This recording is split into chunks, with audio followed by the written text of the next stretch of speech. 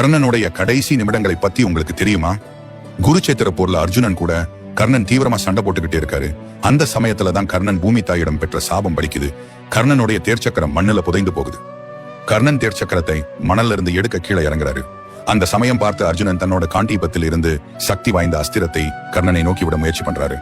அர்ஜுனன் போர் தர்மத்தை மீறி அஸ்திரத்தை விடுவதை கண்ட கர்ணன் வேறு வழி இல்லாமல் பிரம்மாஸ்திரத்தை உபயோகிக்க முயற்சி பண்றாரு.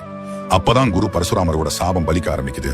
பிரம்மாஸ்திரத்திற்கான மந்திரம் கர்ணனுக்கு மறந்து போகுது. ஒரு கட்டத்துல அர்ஜுனன் விட்ட அம்பு கர்ணனோட உடலை துளைக்குது.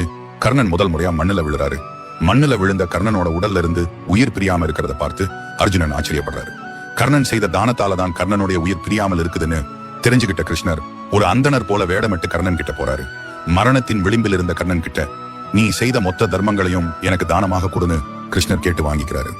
இறுதியா கர்ணனுடைய உயிர் அவருடைய தாயான குந்தியோட மடியிலேயே பிரியுது.